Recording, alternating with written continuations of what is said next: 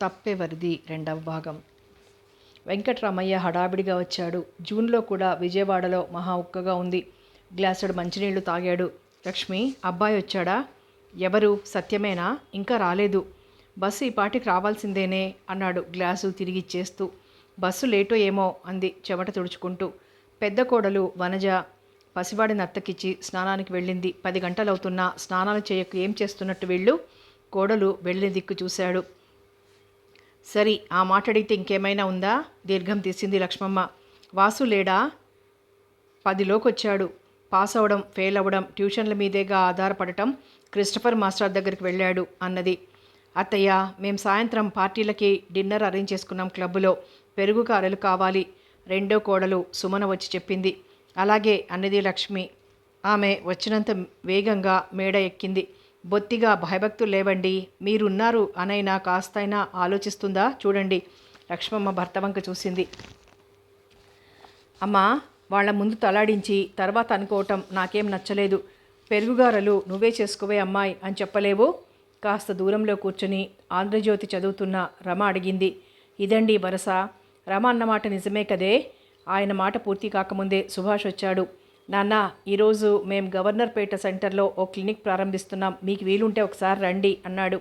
అతను MBBS pass అయి ఉద్యోగ ప్రయత్నం చేస్తూ ఖర్చులకు ఉంటాయని ప్రాక్టీస్ చేస్తున్నాడు. ఒక్కచోట శ్రద్ధగా చేస్తే చాలదా? వెంకట్రామయ్య అడిగాడు. కాంపిటీషన్ అంటువ్యాధిలా వ్యాపిస్తుంది నాన్న. పెద్దగా ఎస్టాబ్లిష్మెంట్ అక్కర్లేదు. ఓ 1000 రూపాయలు చాలు, నా దగ్గరున్నాయి అని పైకి వెళ్ళిపోయాడు.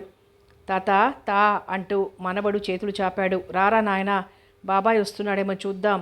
అతడు మనవడిని అందుకున్నాడు. ఏమిటి ఈరోజు వాడి రాక కోసం అంతగా ఎదురు చూస్తున్నారు? లక్ష్మీదేవి అడిగింది. ఏం లేదే, రామలింగం గారు కూతురు అనకాపల్లి నుండి వచ్చి ఇక్కడే ఉన్నారు. ఒకసారి అమ్మాయిని చూపిస్తే వాడు సెటిల్ అవుతాడు. అదృష్టం ఉంటే ఇంజనీరింగ్లో సీట్ వస్తుంది, లేకపోతే మామగారి వ్యాపారం చూసుకుంటాడు. ఇప్పుడే వాడికి పెళ్ళేమిటండి, మరో 4 ఏళ్ళు పోనివ్వండి అన్నది పసితనం వదలని కొడుకుని తలుచుకుంటూ. అతను నవ్వాడు. నిజమే, కానీ 4 సంవత్సరాలు ఆగమంటే ఏకు మేకై కూర్చుంటుందే. వెధవ ఆదర్శాలు వల్లిస్తూ కట్నమక్కర్లేదు, ప్రేమించామంటారు అన్నాడు. మీరు ప్లాన్లు వేయటం తప్పితే మరే ఆలోచన ఉండదు మీకు అన్నది ముసిముసిగా నవ్వుతూ. కన్నందుకు ఆ మాత్రం చేయకపోతే ఎలా? ఆయన మనవడు కిరణ్ని ఎత్తుకొని బయటకొచ్చాడు. అక్కడి నుండి రోడ్డు చివరి వరకు దృష్టి సారించాడు. వస్తాను నాన్న. కిరణ్ టాటా. రమణమూర్తి వచ్చాడు. అతను బ్యాంకులో పనిచేస్తున్నాడు. టాటా అని టను అంటూ మనవడి చేతిని పట్టుకొని ఊపేశాడు సంబరంగా. రమణమూర్తి వాకిట్లో ఉన్న లాంబ్రెట్టా తీశాడు. అతను కనుమెరుగు అవగానే రిక్షా వచ్చాగింది. బ్యాగ్ పట్టుకుని సతీష్ దిగాడు. కొడుకుని చూడగానే వెంకట్రామయ్య ముఖం వికసించింది. కిరణ్, బాబాయ్ వచ్చాడు చూడు. వరండా దిగాడు. సతీష్ బ్యాగు కింద పెట్టి బలవంతంగా కిరణ్ ఎత్తుకొని ముద్దు పెట్టుకున్నాడు. కిరణ్ భయపడ్డాడు. తాత అంటుంటే. బాబాయిరా, మనవడిని అందుకున్నాడు వెంకట్రామయ్య. ఒరేయ్, 2.5 నెలలకే మర్చిపోయావట్రా? అక్కడ రోజులు క్షణాల గడిచినట్లున్నాయి మరిదిగారి వాలకం చూస్తుంటే. 4.5 నెలలు అన్నది అప్పుడే అక్కడికి వచ్చిన వనజ. బావున్నావా వదినా? మేమంతా ఇలా ఉన్నాం. ఇంట్లో ఇడ్లీ చేసినా ఈ చిన్నారి పాపాయి లేదని మీ అమ్మ దిగులు పడేది అన్నది నవ్వుతూ. నీ కొడుకు పెద్దవాడై దూరం వెళ్తే తెలుస్తుంది. చిరునవ్వుతో ఎదురొచ్చింది లక్ష్మమ్మ. ఏమ్మా చిక్కిపోయావు? తల్లి భుజాల చుట్టూ చేతులు వేశాడు సతీష్. అదే ఆశ్చర్యం, నువ్వే చిక్కి వస్తావనుకుంటే రంగు తేలి నిగినిగలాడుతున్నావు అన్నది వనజ. వాడు చిక్కాడే. అన్నయ్య, నీతో నేను మాట్లాడను. రమ బుంగమూతి పెట్టింది. ఎందుకమ్మా? నేను చేసిన నేరమేమిటి? పరీక్షలు కాగానే హైదరాబాద్ రప్పించుకుంటానని చెప్పలేదు? ఓ అదా, చదువులో పడి మర్చిపోయానన్నాడు. సరళ స్నేహంలో మర్చిపోయాను అని చెప్పలేక. హైదరాబాద్ నుండి నాకేం తెచ్చావు? నేనే వచ్చాను. మరిది గారు ఇంత పిసినారిగా ఎప్పుడు మారారండి? నేను క్లబ్బులు అందరితో ఊరించి మా మరిది వస్తాడని చెప్తున్నాను అన్నది సుమన. వస్తాడనే చెప్పావు కానీ ఏదో తెస్తున్నాడని చెప్పలేదుగా, రక్షించావు. మాటలు నేర్చారు మా మరిది గారు నవ్వింది. పలహారం చేద్దూరారా? లక్ష్మమ్మ పిలిచింది. సతీష్ తల్లి వెంట వెళ్ళాడు. అమ్మా, స్నానం చేస్తానే మొదట అన్నాడు. అతను స్నానం చేసి వచ్చేసరికి వదినలిద్దరూ మేడ ఎక్కారు. రమ కబుర్లు చెప్తూ తిరిగింది. అతను పలహారం చేసి కూర్చున్నాడు. వాసు వచ్చాడు. అన్నను చూసి సంబరంగా ముఖం పెద్దగా చేసుకున్నాడు. అన్నయ్య, అబ్బా నువ్వు లేక షటిల్కా ఆడనే లేదు. వచ్చానుగా. అక్కయ్య బావుందా? బావుంది. పరీక్షలు కాగానే నేను నేను రమ వెళ్ళొచ్చాం అన్నాడు. రమ, వాసు వాళ్ళు చూసిన సినిమాలు, విశేషాలు, ఆటలు, బడి అన్నీ చెప్తున్నారు. ఎరా ఎప్పుడు ఎంట్రన్స్ ఎగ్జామ్స్? వెంకట్రామయ్య వచ్చాడు. ఇంకా నెలకు పైనే ఉంది నాన్న అన్నాడు. బాగా చదువుతున్నావా? చదువుతున్నాను, కానీ ట్రిగ్నామెట్రీ కాస్త కష్టంగా ఉంది నాన్న. ఇన్స్టిట్యూట్లో చదువుతున్నావు, బాగుంది. కష్టంగా ఉంటే ప్రైవేట్గా చదువు. అలాగే అన్నాడు. అతను భోజన వసతి, రావుగారి విషయం అడిగాడు. అన్నింటికీ జవాబులు దొరికాయి. సాయంత్రం మనము చోటుకు వెళ్ళాలి, సినిమా గినిమా ప్రోగ్రాం వెయ్యకు. అలాగే నాన్న ఒబీడియంట్గా జవాబిచ్చాడు. రమ ముసిముసిగా నవ్వింది. వెంకట్రామయ్య వెళ్ళిపోయాక చెల్లెల్ని నిలదీశాడు. ఎందుకే ఆ నవ్వు? ఎక్కడికి వెళ్తున్నాము అని నాన్నను అడగలేదేం? ఎందుకు అడగాలి? ఒట్టి ట్యూబ్లైట్వి. రామలింగం గారి అమ్మాయిని చూడ్డానికి, పెళ్లి చూపులు. అదిరిపడ్డాడు. తల్లి పిలవటంతో రమ వెళ్ళిపోయింది. అతను కూర్చున్న చోటే స్తంభించిపోయాడు.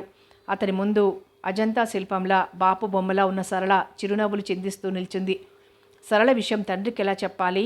ఆ అందాల సుందరిని వదిలి మరో అమ్మాయి ముఖం చూడగలడా? అది అసాధ్యం. ఒరే, ఎప్పుడొచ్చావురా? సుభాష్ గొంతు విని ఇటు తిరిగాడు. 1 గంట అవుతోందన్నయ్య. బట్టలేసుకో, అలా వెళ్ళొద్దాం అన్నాడు సుభాష్. బట్టలు మార్చుకుని ఇద్దరు సుభాష్ వెస్పా మీద బయలుదేరారు.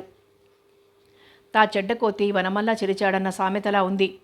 తను ఉండడింట్లో, వాడిని తీసుకెళ్లాడు. ఇంట్లో ఏం తోస్తుందే, వెళ్ళని అన్నాడు వెంకట్రామయ్య. ఆయన స్నానం చేసి భోజనం చేసి నడుం వాల్చాడు. లక్ష్మమ్మ పెరుగ్గారెలు వండటంలో నిమగ్నమైంది. లక్ష్మమ్మ దయార్థ హృదయురాలే, కానీ ఆమె ఎప్పుడూ ఎదుటివారి నుండి జాలి కోరుకుంటుంది. అందరూ తన పిల్లలని గొప్ప అనుకోవాలని, తనను ఆదర్శ గృహిణి అనుకోవాలని తాపత్రయం. అందుకే కోడళ్లకు జంకుతుంది. అత్తగారి బలహీనత కనిపెట్టిన వారు కోడళ్లు ఒక్క పని చేయకపోగా అధికారం చెలాయిస్తారు. వారి ఎదురుగా బాధ్యతల గురించి మాట్లాడదు, కానీ చాటుగా చెవులు కొరుక్కుంటుంది. రమ దెబ్బలాడుతుంది. మీ పని ఇది అని ఎందుకు చెప్పవు అంటూ. మా అత్త మంచిదే గాని మా ఆడబిడ్డే చిత్రాంగి అని వనజ, సుమన అనటం వినకపోలేదు. రమ కొళ్ళు మంటగా ఉంటుంది. అసలు తల్లెందుకు వదినల్ని జాప్యం చేయాలి? వదినలకి దాస్యం ఎందుకు చేయాలి? దర్జాగా మేడ మీద, ఫోంబిడ్ మీద పడుకుంటారు వాళ్ళు అనుకుంది. మధ్యాహ్నం మగాళ్ళు భోజనాలకు వచ్చిన భార్యలు వచ్చి వడ్డించే ప్రసక్తి లేదు. లక్ష్మమ్మే అందరికీ వడ్డించింది. భోజనాలు అయ్యాక ఆమె అరగంట విశ్రమించక పూర్వమే వెంకట్రామయ్య కాఫీ కనిలేచాడు.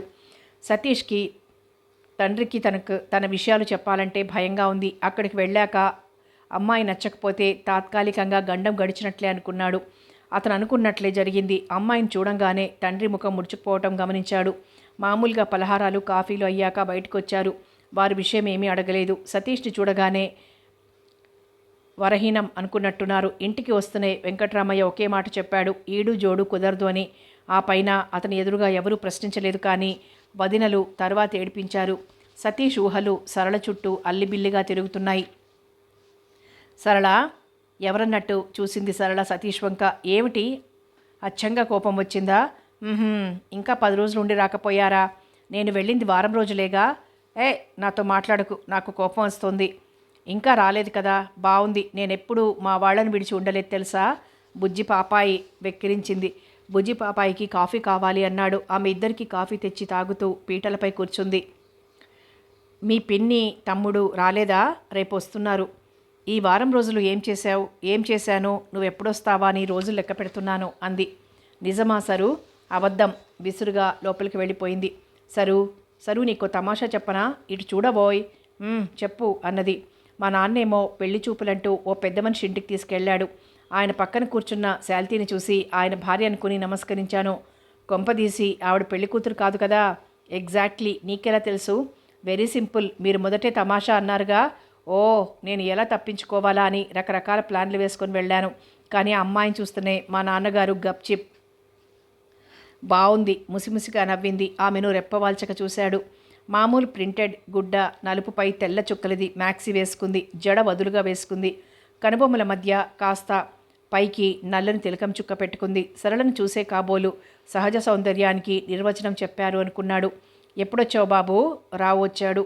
నమస్తే అంకుల్, ఇందాకే వచ్చాను. అంతా కులాసా అని మెల్లగా అడుగుతావేం?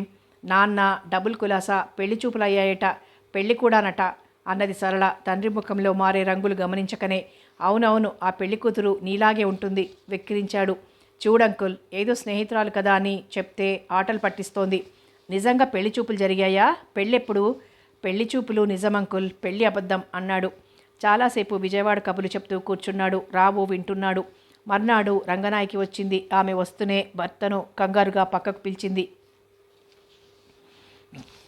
ఏమండి, వచ్చేటప్పుడు రాజాసాహెబ్ విజయవాడ వచ్చాడంటే వెళ్ళాను. ఆయన ఆరోగ్యం ఏమాత్రం బాగాలేదండి. కొడుకు అమెరికా నుండి వచ్చాడు. నీ ఆదుర్దా మండిపోను. దీనికింత రహస్యం ఎందుకే? నేను చెప్పేది పూర్తిగా వినరేం? ఆయన లెక్కలు తీసుకుని ఉన్నపళంగా మద్రాసు అమ్మన్నాడు. షాక్ తిన్నాడు. నేను చెబుతూనే ఉన్నాను, ఏదో ఒకరోజు ఇలాంటి పరిస్థితి వస్తుందని రంగనాయకి చెప్పింది. నువ్వు కాసేపు నోరు మూసుకుంటావా? సరేలేండి. ఆమె విసురుగా లోపలికి వెళ్ళింది. హరి బంధువుల గురించి తామెక్కడికి వెళ్లారో వివరంగా అక్కకు చెప్తున్నాడు. సూరి మధ్య మధ్యన మాట కలుపుతున్నాడు.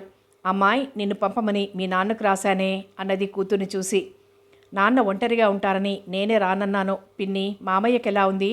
ఇప్పటికి బాగానే ఉన్నాడు. పథ్యం చెయ్యడే తల్లి. నోరు కడితే సగం రోగాలు పోతాయి. అమ్మా, నా నోరు కట్టే అమాయకంగా అడిగాడు హరి. అందరూ నవ్వారు. ఎందుకు నవ్వు? ఎప్పటికీ జబ్బులు రావని నోరు కట్టుకుంటున్నాను. నోరు కట్టడం అంటే దారంతోనో తాడుతోనో కాదురా బుద్ధావతారం. ఒంటికి పడే వస్తువులే తినాలి, తెలిసిందా? సరళ అడిగింది. అన్నాడు. ఎన్ని చెప్పినా తన వారి కబుర్లు తరగటం లేదు రంగనాయకకి. పిల్లలిద్దరూ సతీష్ దగ్గరికి వెళ్ళారు. నిజం చెప్పొద్దు. నాకైతే అన్నయ్య పరిస్థితి బాగుంటే ఒకడిని అక్కడే ఉంచేద్దామనుకున్నానే అమ్మా. ఆయన జీతం మందులకే చాలదు. పిన్ని, నువ్వు ఎందుకు అలా మాట్లాడతావో అర్థం కాదు. పిల్లల్ని అక్కడుంచి చదివించాల్సిన గతి ఏం పట్టింది? కాస్త కోపంగా అడిగింది సరళ. నీకు అర్థం కాదే తల్లి. నాకు అర్థం లేదు అన్నది బాధగా. ఆమెకు తెలుసు భర్త మద్రాసు వెళ్తే జరిగే పర్యవసానం. భార్య చేతికున్న 2 గాజులు తాకట్టు పెట్టి మద్రాసు వెళ్ళాడు రావు. అతను అలా అప్పుడప్పుడు వెళ్తాడు కాబట్టి సరళ దాని గురించి ఆలోచించలేదు. బడులు తెరిచారు. 3 పిల్లలు బడికి తయారై వెళ్తున్నారు. 3కి యూనిఫారాలు చిన్నవయ్యాయి. సరళ నడుస్తుంటే మినీ డ్రెస్లో ఉన్న ఆమె ఫ్రాక్లో నుండి అందమైన తొడలు బయటపడ్డప్పుడు సతీష్ ఇబ్బందిగా ఫీల్ అయ్యేవాడు. ఒకరోజు అడిగాడు, సరు, డ్రెస్సు కాస్త క్రిందికి కుట్టించుకోకూడదు? కుట్టించుకోవాలని ఉంది. మేము లక్షాధికారులం కాము. అనుకోగానే అమల్లో పెట్టడానికి.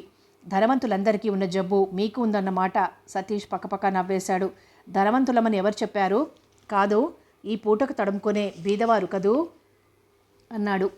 ఎవరైనా డబ్బడిగితే తండ్రి అంతే, మనమేం లక్షాధికారులమా అంటాడు. అదే తంతు వీళ్ళది అనుకున్నాడు. ఈ మధ్య అతను రోజు సరళ వెంట వెళ్ళి దిగబెట్టొస్తున్నాడు. సరళ ఫ్రెండ్స్ అంతా ఆటలు పట్టిస్తున్నారు ఆమెని.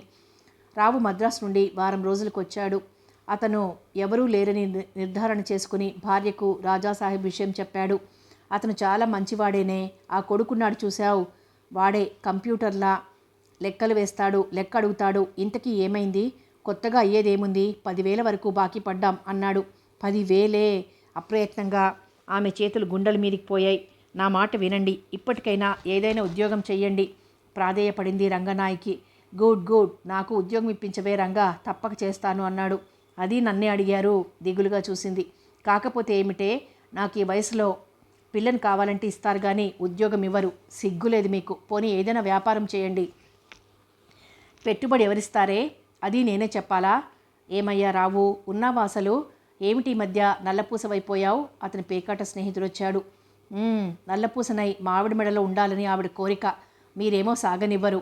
అంత విషమ పరిస్థితిలో నవ్వగల శక్తి ఒక్క రావుకే ఉంది. అతడు వెళ్ళి పేకాట గదిలో కూర్చున్నాడు. ముక్కలు కలిపినట్లే కలగపులగంగా తిరుగుతున్నాయి. ప్లాస్టిక్ కాయిన్స్ పెట్టి ఆడుతున్నారు. అతనికి ఆలోచన వచ్చింది. పేక ముక్కలు గిరాటేశాడు. ఈ పూట నన్ను మన్నించండి అని లోపలికొచ్చాడు. సరళ డెస్క్ వెతికాడు. సీరియస్గా పోస్ట్ కార్డుపై 4 వాక్యాలు రాసి పోస్ట్ చేసి నిశ్చింతగా చేతులు దులుపుకున్నాడు. అతని ఇంటికి వచ్చేసరికి సరళ, సతీష్ ఎందుకో పడిపడి నవ్వుతున్నారు. అతను ముసిముసిగా నవ్వుకున్నాడు. 3 రోజులు సతీష్కి వెంటనే రమ్మని టెలిగ్రామ్ వచ్చింది. అమ్మ ఆరోగ్యం ఎలా ఉందే? దిగులుగా చూశాడు సతీష్. అలా ఎందుకు అనుకుంటావు బాబు? పెళ్లి సంబంధాలు చూస్తున్నారన్నావు, అలాంటిది అయి ఉంటుంది అన్నాడు రావు. ఏమోనండి అన్నాడు. అతను కంగారు పడుతున్నాడని తెలిసి తనే అతని బ్యాగు సర్దింది సరళ. థ్యాంక్ యూ సరళ, వెళ్ళగానే టెలిగ్రామ్ ఇవ్వాలి. అలాగే అన్నాడు దిగులుగా. సూరి వెళ్ళి రిక్షా తీసుకొచ్చాడు. సతీష్ వెళ్ళబోయాడు. పేకాట ఆడిన నేను సరళ జీవితంలో కూడా జూదం ఆడటం లేదు కదా అనుకున్నాడు ఆ రాత్రంతా రావు. కానీ ఎందుకో తన అంచనాలు తప్పవన్న నమ్మకం కలుగుతోంది. ఈసారి తన ప్రణాళిక ఫలించకపోతే తన జీవితం వృధా అనుకున్నాడు. అలాగే నిలబడి సిగరెట్ వెలిగించుకున్నాడు అతను. బాగుంది. చదువుకుని ఎంట్రన్స్ రాయరా అంటే ప్రేమ పాఠాలు వల్లించే మీరేం బాగుపడతారు? వెంకట్రామయ్య ప్రశ్న కఠినంగా ఉంది. సతీష్ తల వంచుకున్నాడు. తండ్రికి విషయం రాసే పరిచయస్తులు ఎవరుంటారు అని ఆలోచిస్తున్నాడు. మాట్లాడవేం? ఆ అమ్మాయి చాలా అందంగా ఉంది. అందం ఒక్కటే చాలదు వివాహం చేసుకోవాలంటే. ఆ అమ్మాయి పేర బోలెడాస్తుంది ఆమె తాతగారిచ్చారు అన్నాడు. అందం ఆస్తి ఉంటే చాలా? ఏమిటండి పసివాడిని పట్టుకొని నిలదీస్తారు? ఇంకేం కావాలి అన్నది లక్ష్మమ్మ. ఇప్పుడు నువ్వనేదేమిటి? ఆ అమ్మాయిని చేసుకుంటానంటావు? అన్నాడు ధైర్యం కూడదీసుకొని. నన్ను ఆలోచించుకొనివ్వు అన్నాడు తండ్రి. తన పెళ్ళి ఈయనేమిటి ఆలోచించుకునేది అనుకున్నాడు. తండ్రి బయటికి వెళ్ళిపోయాడు. ఆయన సంగతి తెలిసి ఉండి ఈ వ్యవహారంలో ఇరుక్కుపోయావేమిట్రా? లక్ష్మమ్మ మందలించింది. ఇప్పుడేమైంది? విసుగ్గా చూశాడు. తన మాట సాగలేదన్న కోపంతో మీ నాన్న ఇంట్లో నుండి పొమ్మన్నా పొమ్మనగలడు. అనని సరళకు ఇంటెద్దలొస్తాయి, వాటితో గడుపుకుంటాం దృఢంగా చెప్పాడు. మరీ సినిమాటిక్గా నిరాకరించేందుకు వెంకట్రామయ్యకి ఏం కనిపించలేదు. అందము ఆస్తితో పాటు అబ్బాయికి నచ్చిన సంబంధం అని రాజీ పడిపోయాడు. వెంటనే అంగీకరిస్తే లోకువైపోతానని 2-3 రోజులు నాంచి తర్జన భర్జన చేసి చివరికి అంగీకరించాడు తండ్రి. ఇదిగో అబ్బాయి చెప్పిన దాన్ని బట్టి ఆమె మాతా మహుడి ఆస్తి ఈ భార్యా పిల్లలకి అధికారం ఉండదు, మీరు ఆశిస్తారా అంటూ వెలితిపడకండి అన్నది లక్ష్మమ్మ. నాకు తెలుసులేవే విసుక్కుని కొడుకు చెప్పిన వీధికి వెళ్ళి వాకబు చేశాడు. ఓ ఇల్లుందని, అంజయ్య మనవరాల పేరు ఉందని తెలిసింది. ఆ ఇంటి మీద వచ్చే అద్దె చాలానే మిగిలింటుందని ఊహించాడు. అతని అంచనా ప్రకారం ఇల్లు కాక 10-15 వేలుండాలని తేలింది. ఇంటికొచ్చి అదే మాట చెప్పాడు. డబ్బు ఉండే ఉంటుంది. ఈ కాలం పిల్లలు తనదనుకుంటే ఖర్చు చేయనిస్తారా? మన రమ అప్పుడే అక్కయ్యకు అదిచ్చారు ఇదిచ్చారని పేచీ పెడుతుంది. అందున సవతమ్మలకి చెందనిస్తారా అన్నదామె. అందరికీ సరళ విషయం చెప్పారు. వదినలు ఒకటే వేళాకోళం మొదలుపెట్టారు. నీకిల్లు ఇచ్చారని మురిసిపోయి మా లాంఛనాల సంగతి మర్చిపోయావు వనజ అడిగింది. ఉత్తుత్తి చీరలు పెడితే అంగీకరించాం, కంచిపట్టు చీరలు కావాలి, తెలిసిందా? తెలిసింది. పాపం బట్టలు లేక బాధపడుతున్నారు కదా. కోడళ్లకు చీరలు కొనియరాదే? సతీష్ అడిగాడు. బాగా అడిగావురా. చీరలు పాపాల్లా బీరువాలో పేరుకుపోయినా పుట్టింటి వారిచ్చిన ఇంకా ఆశే. రమణమూర్తి తమ్ముడిని సపోర్ట్ చేశాడు. రేపు వాళ్ళ ఆవిడ ఇంతకంటే ఎక్కువే అడుగుతుందిలేండి. మూతి తిప్పింది. మొదట ఆవిడ రానివ్వండి అన్నది రమ. ఆడపడుచు లాంఛనాలు ఇప్పిస్తాంలే తల్లి. వదిన నాకలాంటివి ఇష్టం లేదని తెలుసు అన్నది రమ. ఇది పుస్తకాలు చదివి మరీ పాడైపోతోంది అన్నది లక్ష్మమ్మ. అందరూ నవ్వారు. పాడైపోయిన వాటిని పారేస్తారు కదూ, రమ్మును పారేద్దాం అన్నాడు సుభాష్. నీ సారానే పారేసుకో అన్నది రమ. సరదాకి వదిన మరదళ్లను రమ్ము సారా అని ఏడ్పిస్తారు. మేము ఇన్ని మాటలన్నా సతీష్ మహాశయుడు మాట్లాడటం లేదు చూడు అన్నది సుమన. వాడు పెళ్ళికొడుకు, ఏం మాట్లాడగలడు? అయినా ఇట్ ఈజ్ టూ అర్లీ అన్నాడు సుభాష్. మరి మీ తమ్ముడు ప్రేమించాక పెళ్ళి అర్లీ అంటే ఎలా? వనజ అడిగింది. వెంకట్రామయ్య రావటంతో మాటల ఉధృతం తగ్గింది. బయట ఉక్కగా ఉన్న పరిసరాలు ద్రవీభవించినట్టు మరి కాసేపట్లో పెద్ద వర్షం ప్రారంభమైంది. లక్ష్మి, వెంకట్రామయ్య పిలిచాడు. ఏమిటన్నట్టు చూసింది. ఈయన గారితో ఒకసారి హైదరాబాద్ వెళ్ళొస్తాను అన్నారు. అలాగే వెళ్ళిరండి అన్నది. ఆమెకు మనసులో కాబోయే కోడల్ని చూడాలనుంది. తండ్రి కొడుకు అడగలేదని అభిమానంగా ఉంది.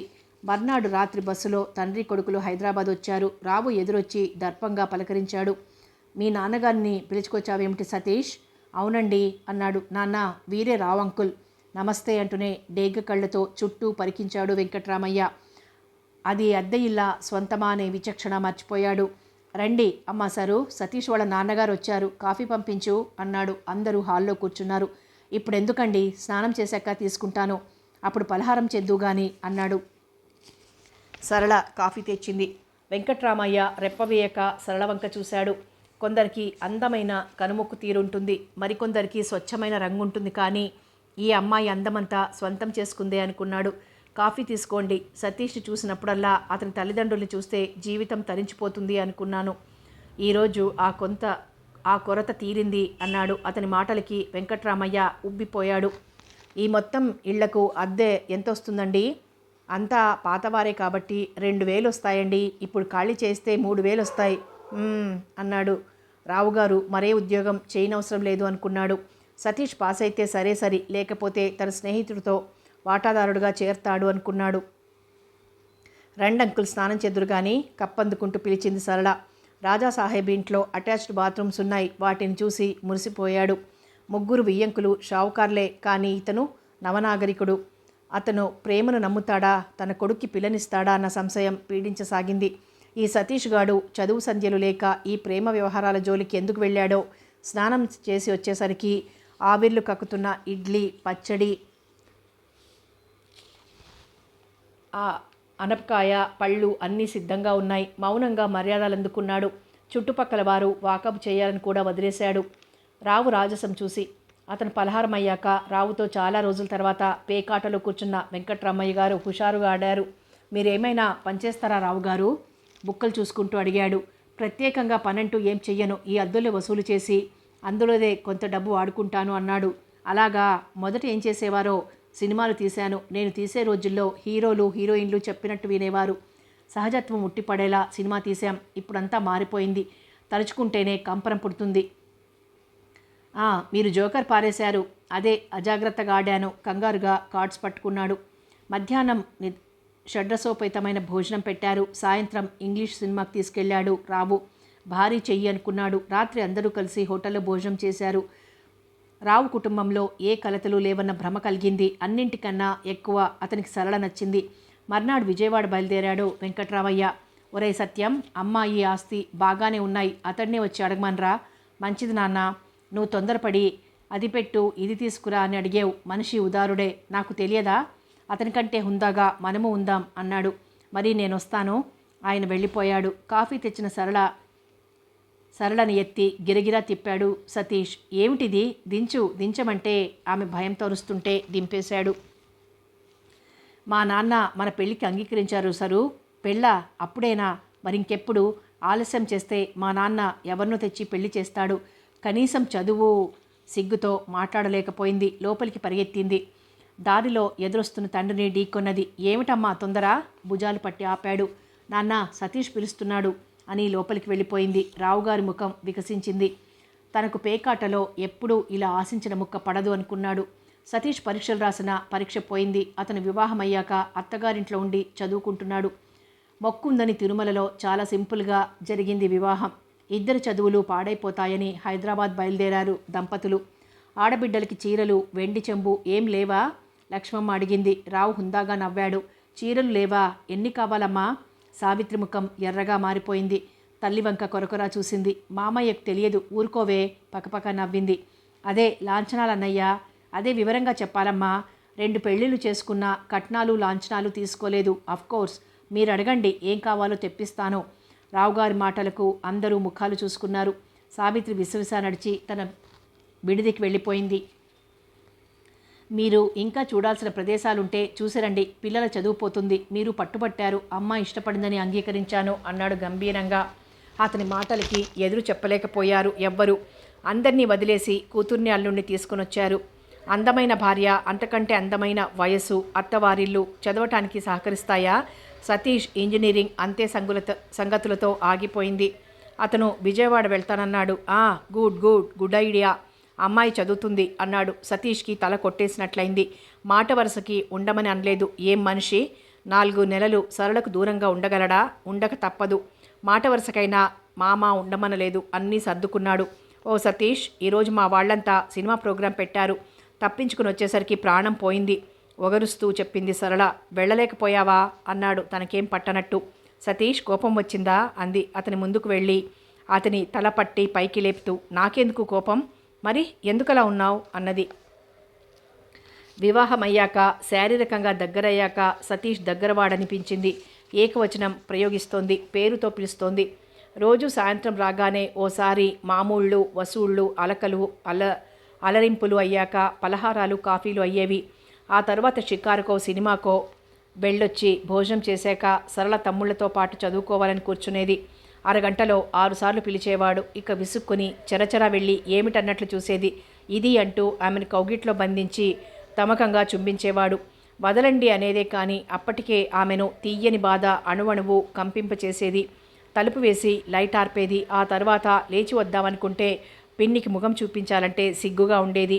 అతన్ని హత్తుకొని పడుకుంటుంది. దానికి భిన్నంగా దినచర్య జరుగుతుందనుకుంటే ఏదో బలమైన కారణమే ఉండి ఉంటుంది. మాట్లాడవేం సతీష్, నా పరీక్షలు అయ్యాయి, రిజల్ట్స్ వచ్చాయి, నేను సెలెక్ట్ కానప్పుడు ఇక్కడ గోళ్లు గిలుతూ కూర్చుకోవటం దేనికి? హృదయపూర్వకంగా అంటున్నావా ఆ మాట? లేదు, నోటిపూర్వకంగా అంటున్నాను. ఆ నిష్ఠూరం భరించలేకపోయింది సరళ. గిరుక్కున వెనుదిరిగి ఇంట్లోకి వెళ్ళింది. సరు, పకోడీలు కాఫీ తీసుకువెళ్ళి అల్లుడికి ఇవ్వమ్మా, రంగనాయకి పురమాయించింది. నేను పని మనిషిలా కనిపిస్తున్నానా పిన్ని? అదేమిటే? ఆశ్చర్యంగా చూసింది. తన కాఫీ తీసుకుని గటగట తాగేసింది. ఏదో ప్రణయ కలహమని గ్రహించింది రంగనాయకి. హరి, పలహారం తీసుకెళ్ళి బావకి ఇచ్చిరా, కొడుకుని పిలిచి చెప్పింది. అమ్మా, ఇచ్చి రావాలా తినిపించి రావాలా? తినిపిస్తావా?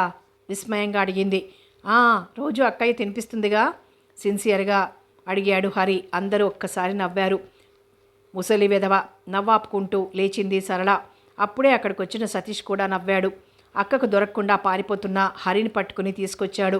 పదవోయ్ తినిపించు అన్నాడు కొరకొరా చూసి. బయటికి వెళ్ళిపోయింది రంగనాయకి ముసిముసిగా నవ్వుకుంటూ. సతీష్ బావమరుదులతో ముచ్చట వేసుకొని కూర్చున్నాడు. రాత్రి ఎప్పట్లా కాక వచ్చి తమ్ముళ్ళ పక్కన పడుకుంది సరళ.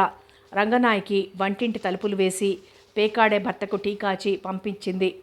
సరు, ఏమిటి? విసుగ్గా లేచింది. ఇట్రా. లేచి పిన్ని నిల్చున్న చోటుకు వెళ్ళింది. విచ్చుకోబోతున్న మల్లెదండ సరళ తలలో తురిమింది. మీరు పోట్లాడుకుంటే రేపు పరిష్కరించుకుందురు గాని అబ్బాయి ఎదురు చూస్తుంటాడు, వెళ్ళు. ఆయన విజయవాడ వెళ్తానన్నారు, వెళ్ళలేదా? అదా నీ కోపం? పక్కున నవ్వింది రంగనాయకి. మీ నాన్నే వెళ్ళమని చెప్పాడమ్మా. నాన్న చెప్పాడా? భర్త మీద వచ్చిన కోపం కరిగిపోయింది. మెల్లగా గదిలోకి వెళ్ళి తలుపు వేసింది. అంతవరకు మేల్కున్న సతీష్ దొంగ నిద్ర నటించసాగాడు. అతని పక్కన చోటు చేసుకొని పడుకుంది. అతని స్పర్శ విద్యుద్ఘాతంలా తగిలింది. ఏయ్ నిద్ర? అటు తిరగబోయాడు. ఆమె చెయ్యి అతని చుట్టూ పడి బిగుసుకుంది. సతీష్ ఎక్కువసేపు ఉండలేకపోయాడు. నీకు చాలా పొగరు. సారీ సతీష్ అని అతని హృదయంలో తలదూర్చింది. అలా ఇద్దరు వాళ్ళ ఉనికే నిత్యమైనట్లు, ప్రపంచమంతా అసత్యమైనట్లు ఉండిపోయారు. సరు, నిజంగా నాకు ఇక్కడ పనిలేక కూర్చోవాలంటే బాధగా ఉంది, స్వేచ్ఛగా తిరగలేకపోతున్నాను అన్నాడు.